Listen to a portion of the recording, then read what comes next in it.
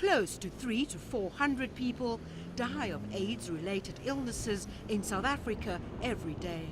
The South African Health Ministry hopes to expand its HIV/AIDS treatment program from 1.7 million people at present to 2.5 million by 2015.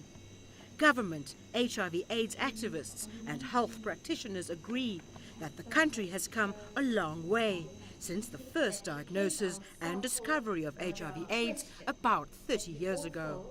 South Africa has moved from a period of so-called HIV/AIDS denialism to a more progressive approach when it comes to treatment, counseling and testing for the virus. Yet many who are infected are still too embarrassed to seek treatment, mainly because they fear being ostracized by friends and family.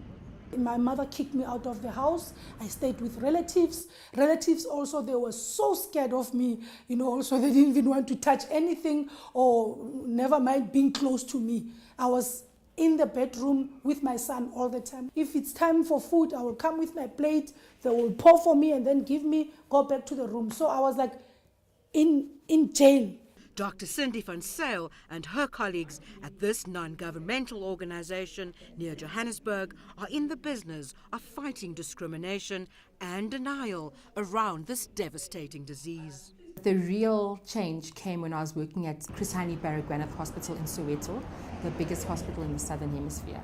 And that was in 2006, and the death and despair that I witnessed there did something to me. It broke my heart. She's determined to educate and train as many nurses as possible to run HIV treatment programs, especially because South Africa does not have enough doctors to do so.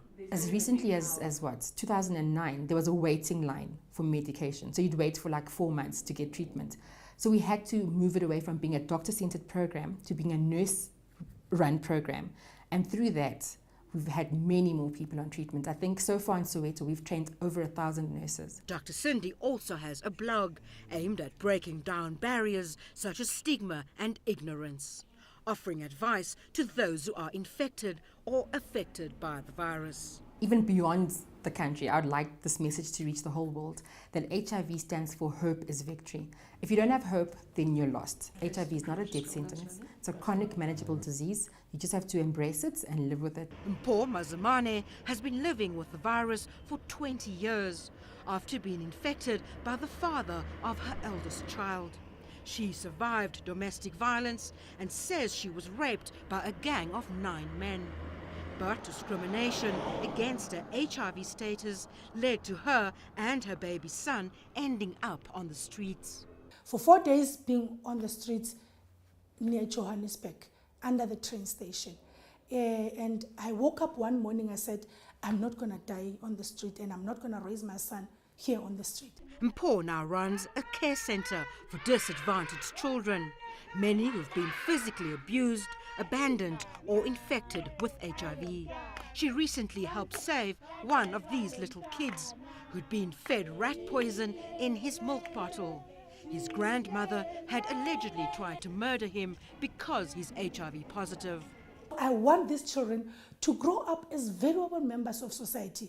These are tomorrow's presidents. These are tomorrow's doctors. And I don't want to see them going through what me and my son went through. We want to sink it into people, rub it into them that they need to accept us, whether they like it or not. Rene del Carme, CCTV, Johannesburg.